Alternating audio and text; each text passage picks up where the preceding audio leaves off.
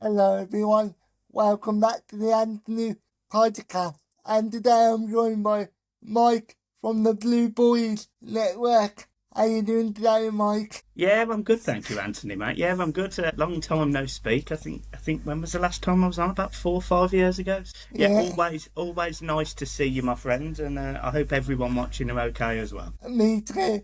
So, so as you mentioned, it's been a while since you've been on. So I just want to give the people a quick update if they're new to the channel or whatever. So would you mind explaining what the Blue Boys Network is, please? Yeah, we're an Everton fan channel, so me and John are co-hosts. We get a varied selection of friends to come on every so often as well, and Frankie chips in, and yeah, we just talk about Everton and just how fantastic we are this season, but how fantastic we was not last season and the seasons before. Do you, have you ever thought like calling it the Blue Network? To be honest, there's loads of things we thought about changing it to be honest. But I mean, yeah, it wouldn't surprise me if we dropped the boys at some point. Yeah, it wouldn't surprise me. Because it's a bit of a weird name, isn't it, if I'm being honest. Yeah, it's mate. I just had to come up with something on the spot, didn't I? It is what it is. So, so why did you decide to start making content in the first place? So, obviously, being from the Midlands, it's not like there's loads of Everton fans in Birmingham. So, I tried to make a channel that people would be able to speak to me on and conversate with me and try and just basically be able to have a bit of banter after a game. And it's just grown and grown and grown into the channel that it's become today. Really, there's nothing special behind it. There was no ideology of making loads of money or anything, or grand plans of retiring early. It was just a case of a platform where we could all talk in the comments and various different platforms and just share our opinions about Everton, mate. That was it. So, who were your inspiration to start making content? Again,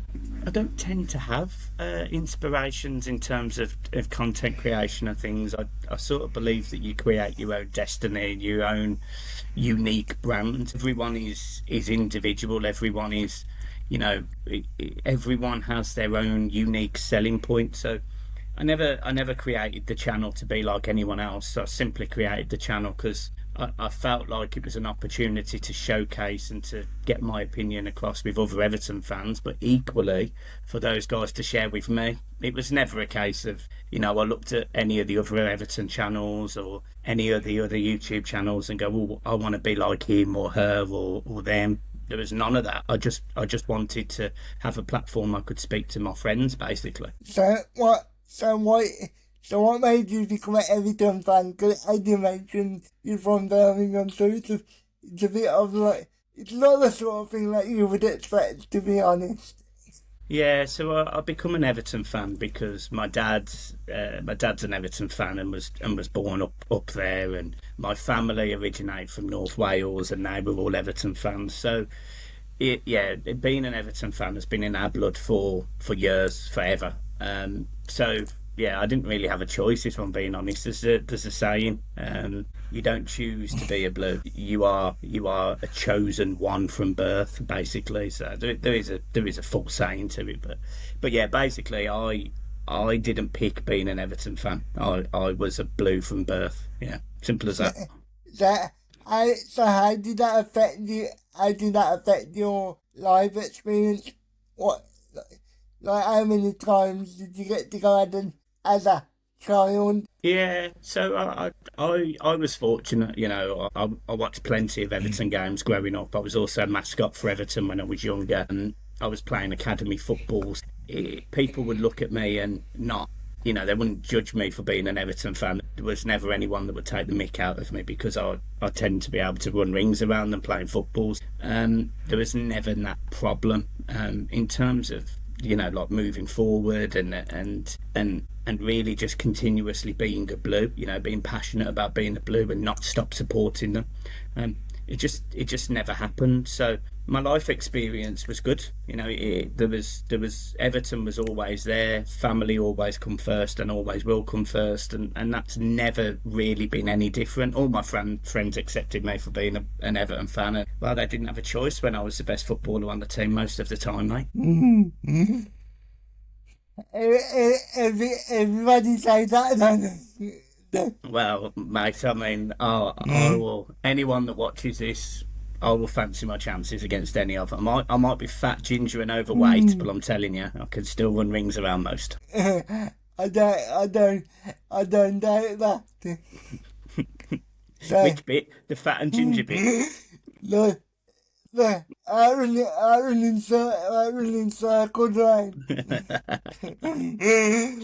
Oh, bless you. So, do you know when you first started making content, did you do it solo or was John with you from the start? No, it was solo for about probably for about 2.5 years. I used to record videos in my car. And then I sort of moved into the house and started making content from there. So, yeah, John come along probably about 3 or 4 years ago, just before COVID, probably, and he's been involved in the channel ever since. So, so did you? So where did you meet John for the first time? Was it just over social media, or was it at a match or? Yeah, it was at a game. So I probably only had about 400-500 subscribers, and John walked up to me and said that he wanted to have he wanted to support in a way, and he bought me a drink, and we just started talking, and we become best friends, and now John is probably as close to family as friends can be, to be fair to him. So yeah, he's been there for everything. He saw me at my lowest, he saw me at my highest, and he supported me everywhere in between. So yeah, John come over to me, bought me a pint, and the rest is history. So you mentioned earlier that you worked with other creators, yeah. As any, do you know, sorry, apologies. Have any females refused to come on because of the name of your channel? I know that might be a bit of a weird question, but I'm just curious. No, I get it, and no, mate, they haven't. And the channel equally, it's not about that. The Blue Boys was just a referral to me and John rather than the people that come on. Me and John are passionate about.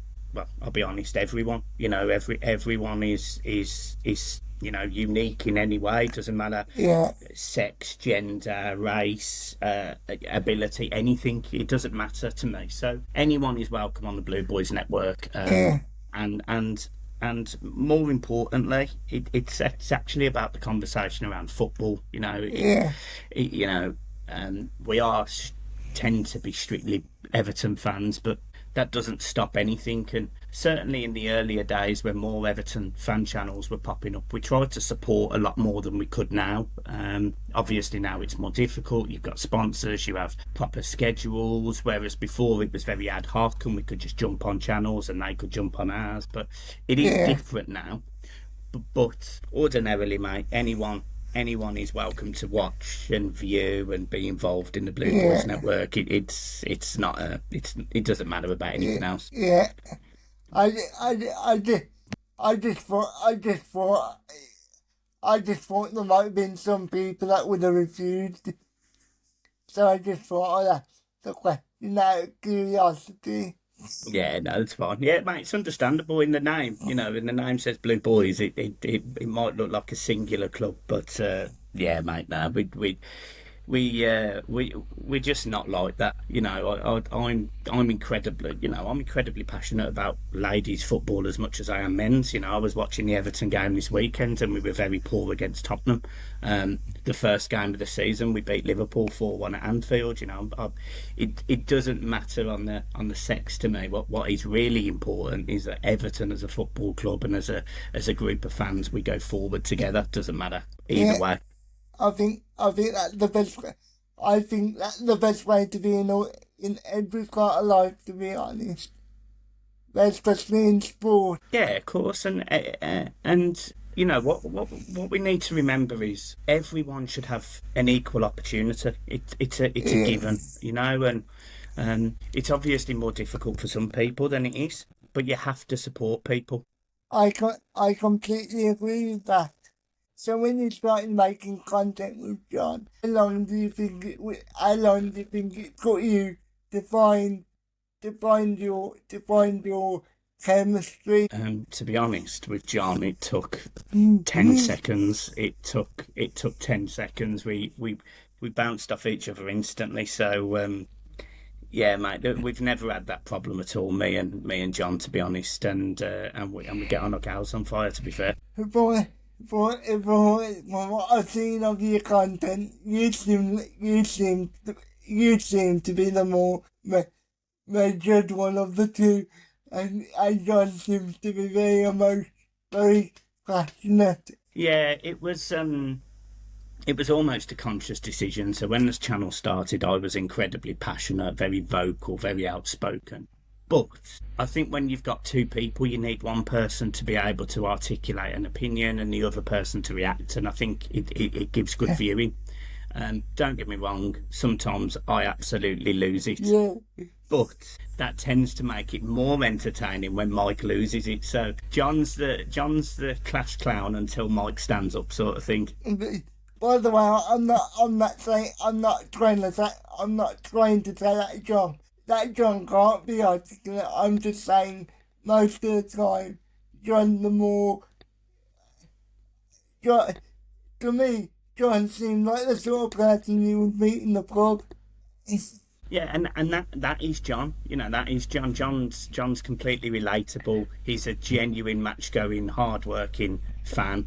You know, he works really hard for his family and his job and everything in the week, and then he goes to the game and enjoys it, and he lets out his opinions. He pays his tickets. He'll have a pint or two, and he's a proper traditional football fan, and people relate to that and love him for that. So yeah, you know, whether he sometimes may say the odd thing that you think, oof, I don't know if I agree with that. It always comes from the right place with him. So that's Yeah. that's the main thing. And so you mentioned earlier that you've been doing content for like, I wanna say over 5 years. So how have you seen the content space change?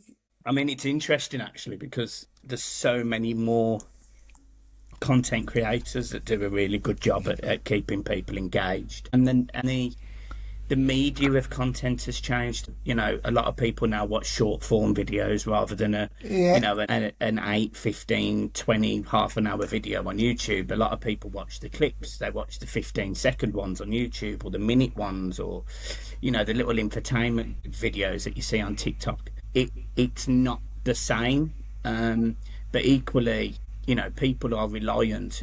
People who went full time on YouTube probably 5, 6 years ago, they're reliant on that income now, so they can't just switch the media. But I genuinely think if I was starting now as a content creator, I think I'd focus on shorts and TikTok rather than full YouTube and 30-minute videos. I think that is the way to go, and I think the audience is becoming bigger and bigger and bigger in that space.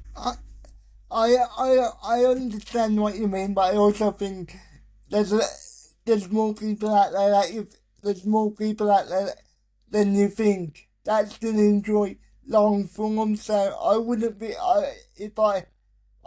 be relying on just short form. I would try and do both if possible. Yeah, and equally, we certainly this season we've tried to do both. So we now have a TikTok page, we now have shorts on YouTube, we now do, obviously we always do long form videos, but we're trying to do more media to fit more people.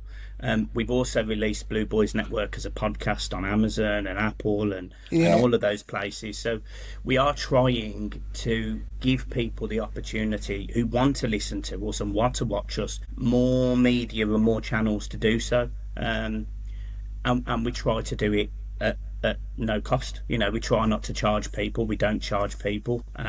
We're passionate about being open and honest to people that are choosing to spend their time listening to me and John. So yeah, we're really passionate about that. Do not get me wrong. You know, there is a membership scheme on Blue Boys Network, and to be honest, the members get very little out of it. There's no exclusive content. There's nothing like that. But it's an opportunity for people who want to support us. You know, want to allow us to maybe upgrade the equipment and do things like that. It's just an opportunity for them to help us a little bit. But we never request it. We never demand it. We never ask for it. And equally, we always say to people, we don't expect it. You're more than welcome to cancel those things. We're not sitting here trying to rake any money in. And we never have been, and we never will be. Not. I hate doing this, but not to make it too much about myself. Yeah, I don't like. For me, I enjoyed making content more 5 years ago than I do now, because I just think nowadays, yeah, so like the world as a whole is more divisive now. Like 5 years ago, if somebody did not agree with what I was saying, they would just say, I don't agree with that and here's why.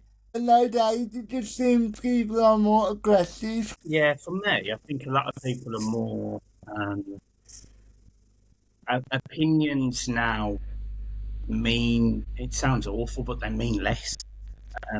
People don't buy into opinions anymore. People don't look at opinions and give what I would say a fair judgment. People will write you off before they hear you speak, or they'll be nasty before they say no, or and we've seen it. We've seen a slow progression, in my opinion, in society where there is less tolerance towards just straightforward opinions. Whether you agree or disagree doesn't matter. None of that is irrelevant. What is important is that we remember that we all simply are giving our time to speak or give an opinion about a certain subject. You are right. I think there's less tolerance towards people having different opinions, and also I think there is then a level of aggression when people don't agree with the opinion that you're giving. And I completely agree, Anthony. I think it's a real challenge in today's society, if I'm being brutally honest. Yeah, like I hear people say stuff,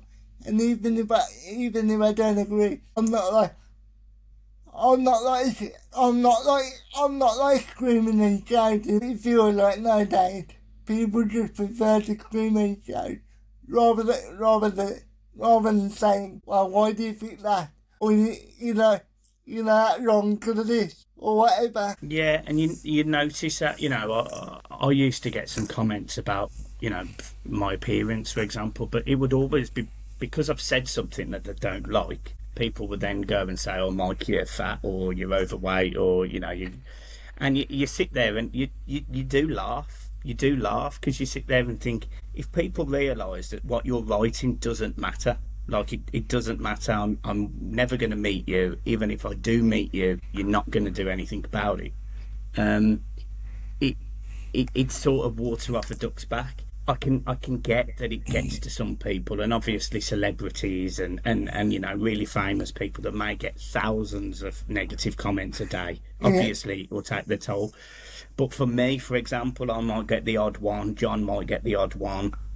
I'm all right with that. If you disagree with my opinion, then your next resort is to dig me out because of my appearance, or stop following my stuff. Yeah. I always say, if I make you that miserable, go and follow somebody else. Like, there's plenty of people that will make content for you. Yeah, exactly. So yeah, I don't lose any sleep over anything like that, mate. I don't believe in it. Me and John never have the same opinion. It's very rare we have the same opinion, but we support each other all the time anyway. But I just don't like the personal attacks. It just really pisses me off, to be honest. Sorry for the bad language, but it just genuinely pisses me off. Yeah, and I get it, and equally, there's no need for it. So, yeah, mate, I get it. And it annoys me, but to be honest, I don't care anymore. And I don't care anymore unless they're going to sit there and create a podcast and do exactly what you're doing, my friend, or what I'm doing. Their opinion is at that point irrelevant. Cause Yeah, like if you think I'm that crap, then do it yourself. If you think you're that good, if you Exactly. think you can do it better than me, then go ahead. Exactly. Go ahead. Yeah, exactly. Spot on. Spot on. So obviously you've been doing this for years and years. So would that be one of the biggest lessons? Would that be one of the biggest lessons that you've learned over the years? That people are gonna say what they're gonna say, and you can't really focus on the negative. There's a few lessons I've learned out of YouTube, to be honest, in life. One is feedback. Make sure that you review feedback and you either action it or you don't action it, but at least you read it. I always think that. I think that's important. Two, don't be beaten down by trolls, because I think that happens far too much, and we see it in society day in, day out. So try, it's difficult, but try not to let it bother you. And three, and the most critical, is perseverance, determination, that grit and that passion to consistently deliver content to people that want to listen to you, that take their time out to listen to you.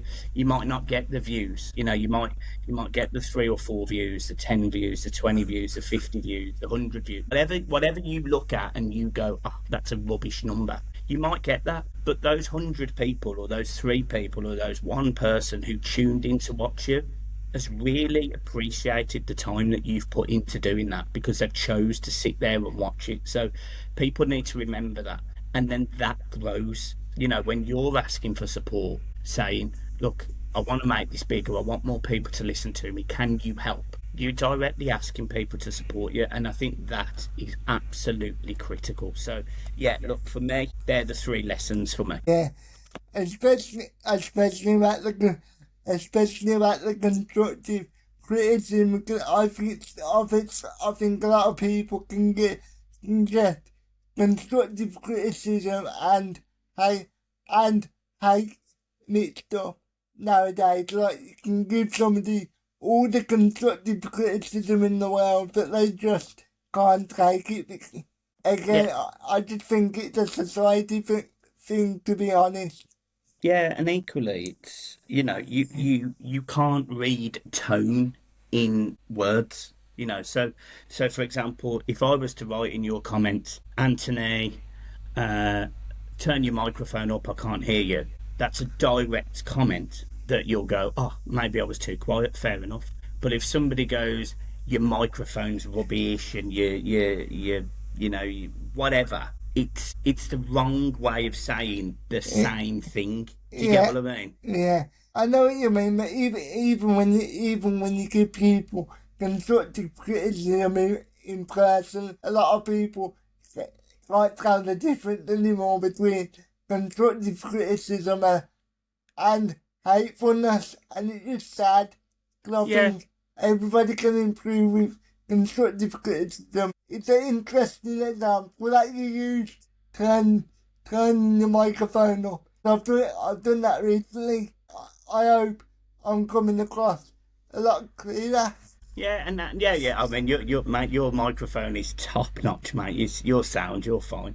But realistically, that is exactly what it's about. It's about how you deliver that message, and that is critical in life, full stop, in every situation, because the interactions you have with people, it sounds really weird and maybe even morbid, but it could be your last. Like, there is nothing stopping me and you having this conversation right now. Yeah. Me getting in my car and never coming home. And the last conversation I had with anyone was with you. And fortunate enough, it was a nice conversation. We get on well, we support each other, all of those positive things. But imagine if we didn't get on. Imagine if we didn't like each other. Imagine we weren't friends. Imagine we were nasty to each other. That has to live with that person. Or equally, that is just a horrible way to remember that you've left the room, you've gone out, you're angry, you're sad, you get in your car, something bad happens. Yeah. You've got to, in my opinion, you've got to embrace life, and by that means we have to be inclusive, we have to support people, we have to be passionate about what we do, we have to respect and give opinions and receive opinions, and we've got to do it in the right way. And I think, as you rightly said, the line between that is becoming more difficult. You never know what's you never know what's gonna happen in life. Life is too short to be wound up by. At the end of the day, people that are just on the internet, and most of these people, you're never gonna meet them in real life. And if you do, they won't be as vocal as they are on social media. When it comes to social media, I take the mentality of if I wouldn't say it to you in person, I don't say it on social media. Yeah, exactly, and that's the thing. There was I'm sure it was Laura Woods, bless her. You know, she's had some stick for various things for no reason or whatever, and somebody had responded to a comment that she'd wrote, and she took it the wrong way. You know, she took it in the it's not an opinion, it's an attack, and you get why people make that mistake, because when they're getting both constantly, it's easy to get the two confused as well. So I just think there's lessons for everyone to learn. And, you know, to be fair to Laura in that particular situation, she'd realised that actually he was just giving an opinion rather than attacking, and she actually come out and sort of diffuse the situation. But you do see it. And by the way, Laura's not the only one. We all have done it. I've done it. I've received feedback, took it completely wrong, and gone back at someone, and then they've gone, Mark, it was just an opinion. I was like, sorry. We've all done it. We've all done it. For me personally, when it comes to social media, unless I have to give an opinion on it, I don't. I just think it's better for my everyday life, to be honest. Yeah, but then that's also a problem, isn't it? Because we're now creating a generation of people that are scared to talk and scared to be open and honest and scared to deliver an opinion, and that is also a sad place, because it means that there's going to be natural dictatorship rather than collaboration, and that is also a problem. So there's lots of things society need to work on, in my opinion, my friend. Lots of things. For me personally, over the last 5 years, I've just gone through a lot on social media, and it's really affected me at times. Like the Anthony in 2020, for example, he was not afraid to talk that stuff, but the Anthony in 2025 is like, I can't be arsed. Yeah, I get that, but equally, you know, that is the challenge, isn't it? That's the challenge, and that's where people stand out, because you know, without sounding awful, it's the people that are not scared of giving those opinions and sharing them online and sharing them in the public. You know, they're the people that either become really popular or really hated, and it depends what sort of life you want, mate. If you want a life of glamour and maybe backers and all sorts of stuff, then, you know, being very vocal tends to help with these things. But equally, if you just want a quiet life, chilled, talk about your football or your things on your podcast, is it worth it? And that's what you have to weigh up, don't you? That's what I mean. I would rather have a conversation like this where we can talk somewhat face to face, rather than having to do it over social media where things can get misinterpreted and things like that, as you said just a minute ago. Yeah, exactly, mate. Yeah, you're spot on. So when do you think you started to see some growth with the Blue Boys Network? Significant growth. Yeah, I mean, it's weird, really. With the channel's sort of at a plateau, and it has been for a long time, really. It grows very slowly, month on month, probably by 100 subscribers, maybe. But as that's I said, still good though. Yeah, but we've never. It sounds weird, but I've never been bothered You know, I've never been bothered about the hundreds of thousands, the millions. I've never, you know, I don't want to be the next Mr. Beast. I just want to be Mike. And I'm happy with the channel as it is. If I did a video tomorrow and the channel doubled in size, am I going to complain? No. But equally, I'm not that fussed if it does or it doesn't, mate. Did the pandemic help the channel? Because that's where I first became aware of you, when you were doing the watch-alongs with the matches and stuff. Yeah, so look, I think being brutally honest, I think if we did watch-alongs instead of Go the Game, I think the channel would probably be about 4 times bigger, because that's how quickly it grew at the time. Yeah. I think it grew at an accelerated rate. But realistically, again, time with friends and family is the most important thing. So I'd rather not sit behind the camera. I'd rather be there and watch the game with my son and my family and my friends than sit behind the camera and talk about it for other people to watch me. Sophie, do you know the match day experience? How did it change since leaving Goodison Park and going to the new stadium? I can't remember what it's called, so apologies. The Hill Dickinson Stadium. That's a bit of a mouthful, isn't it? Oh yeah, it is. Yeah, I mean, the match day experience is weird. It depends if you're a traditionalist or almost a modernist, I would say. Goodison, as you know, was surrounded by houses and children playing in the streets and bar and pubs and you know, food places, and there were local businesses serving local people. Now in the Everton Fan Plaza, there is still bars. You know, we're in a fortunate position. We're sponsored by one of the bars, Flyers.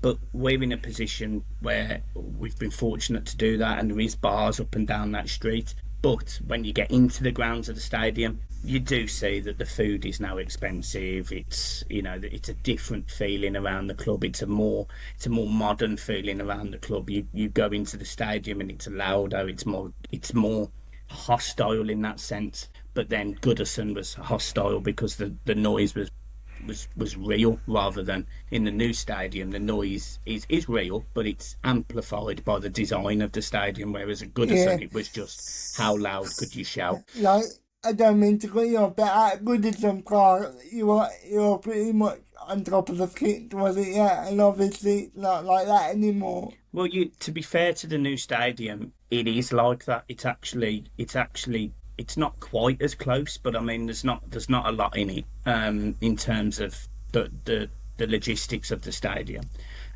They stand behind one of the goals. I think it's a south stand. You know, in terms of capacity, it's like 17,000 fans, and it feels like it's vertical when you look at it. So it's a big, steep stand. It generates noise. The rest of the ground then joins in. So it's a fantastic experience, a new stadium.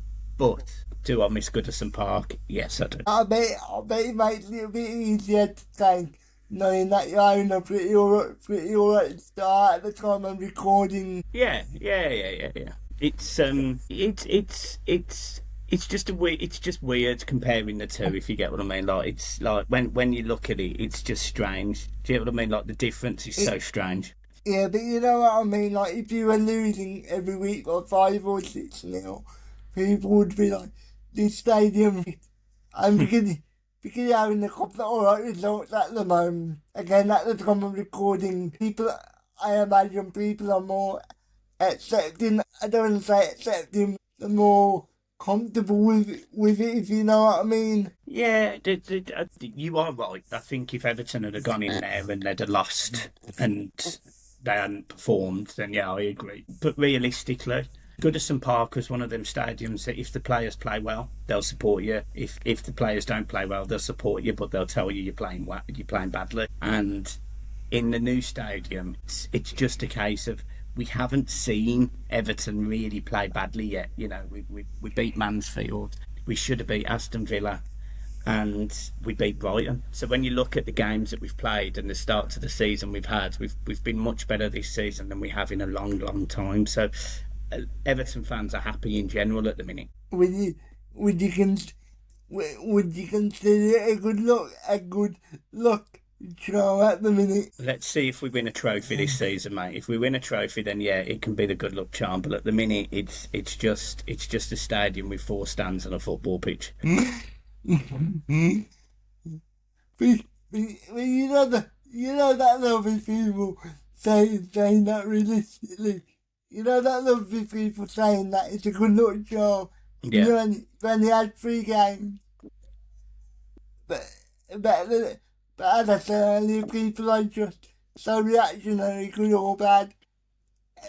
And to that extent, I get it, but I also think I think it's important to put things into perspective sometimes as well.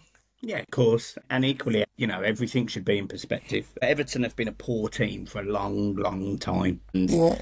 it just appears that this season we've got our act together. Signings like Jack Grealish, Lilliman and Jai linking up with Grealish has been great. Keenan Dewsbury Hall, just to name a few, on top of players like Diblin and Barry coming in. Everton look a different team. They've just got to continue to push forward and ideally score a few more goals. But we're getting there. We're getting there. Do you know David Moyes?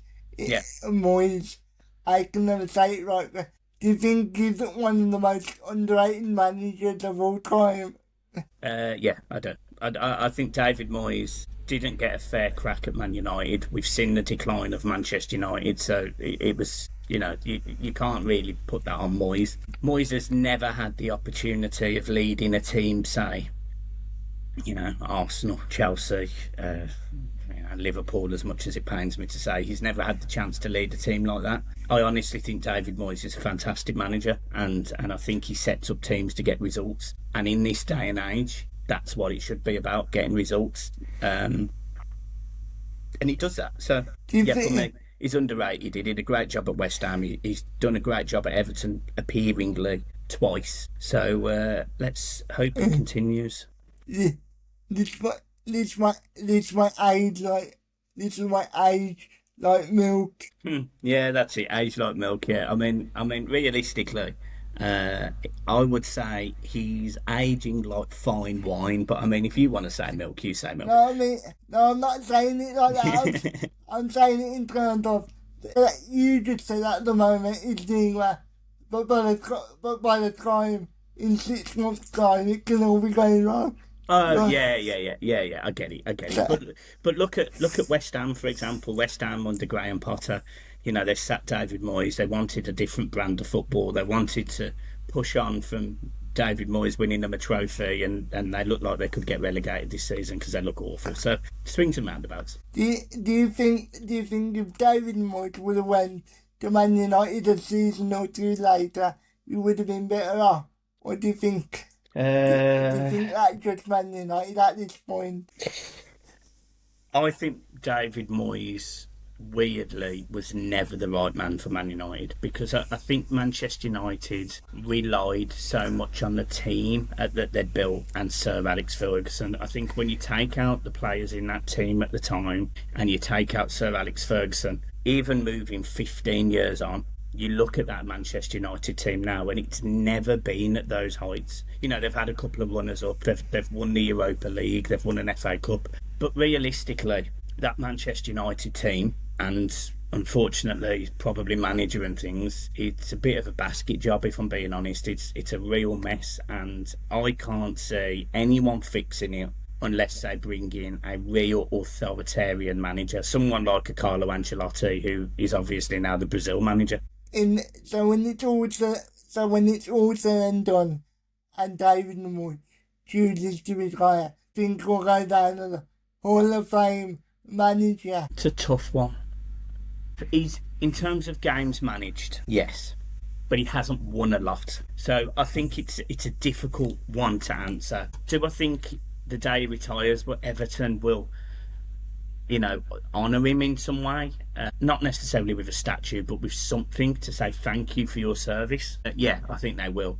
He hasn't won anything to become a legend, an icon, a statement piece for the Premier League, for Everton Football Club. He's not in the Howard Kendall world because he hasn't had the same success as, say, a Howard Kendall. So I think it's difficult to judge him on that. But you know, judge him on the 700 odd games or whatever it works out to he's managed, or 1,000, whatever it works out to. Judge him on that, and judge him on the fact that, you know, he's done relatively well everywhere he's gone, really. At the end of the day, the one thing that you can say about David Moyes, he's a steady hand, so to speak. Like if you want a manager to come in and just steady the ship for the most part, he can do that. He can, but this is where I don't think David Moyes gets the credit. He doesn't just stabilise the ship, he points it in the right direction. Look at Everton. Everton were a team that consistently fought Europe, consistently finished in the top 6, certainly the top 8, and occasionally the top 4 under David Moyes. He then leaves. Everton finish in Europe twice in the next, I think, 12 years or 10 years. It's in that time he struggles at a couple of clubs, Sociedad, Man United. He goes to West Ham. He turns them from being a team that looks like they're going to get relegated to being a decent Premier League team. He gets sacked because they want a different brand of football. He goes back. He wins a European trophy with them. He turns them from a relegated team into a European team.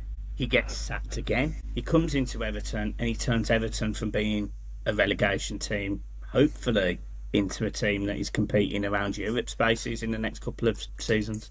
So do you think he gets disrespected by a lot of people then? Yeah, I do. Yeah, I do think he gets disrespected by a lot of people because he doesn't get the credit he deserves for the job that he does. Everyone puts him in the same bracket as, say, Sam Allardyce. And that isn't David Moyes. He never has been and never will be. David Moyes will 100% get Everton aiming for top 10 this season and aiming for Europe next season.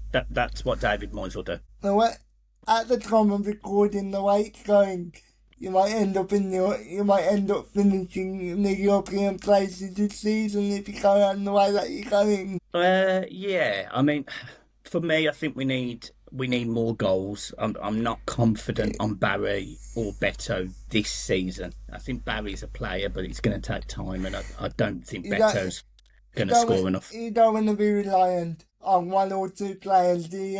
No. You don't want greedy to get injured, and then you're like, oh, what do we do now? Yeah, exactly. And that is a problem. So, yeah, look, Everton have got to address that, in my opinion. But again, it takes time, doesn't it? So yeah, we will wait and see. So as we start wrapping it up, I've got a couple more questions, if that's okay, like 2 or 3 more. Okay. So with your community, what with your community, what the most spirited debate that you've had with people in your community? Recently, probably during pre-season, it was around James Garner. So James Garner, up until this season, has been incredibly inconsistent. You know, he's a good player, but he's been very up and down. Me and John at the start of this season sort of said, look, we'd sell him. We'd move on now. He's a decent player, but we don't see it enough. Since he has played this season, he's been absolutely brilliant. So, you know, the big comments and the debates have been, well, Mike, when are you going to accept you're wrong? John, when are you going to accept you're wrong? And it takes more than 4 games to be wrong, but he's doing all the right things for me to be wrong, if you get what I mean. Yeah. So, has there ever been a moment where you've said, you know what, I just can't do this anymore, whether it was because of people saying stuff, or whether it was just you not having enough time, or whatever it was? Yeah, there's been a couple of occasions where I could have really given it up. The worst one was about 5 years ago, and actually was the reason that John come into the channel in the end. He stepped in and did a match preview for me so I could have a week off, and it was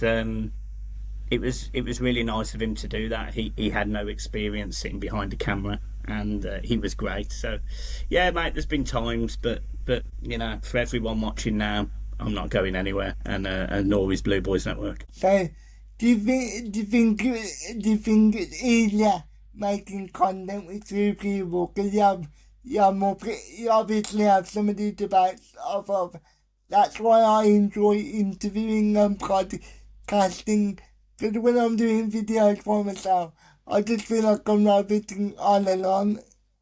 Yeah, I mean, yes, is the answer. Yes, I do think it's easier to make content with two people because you share debate, you share opinion.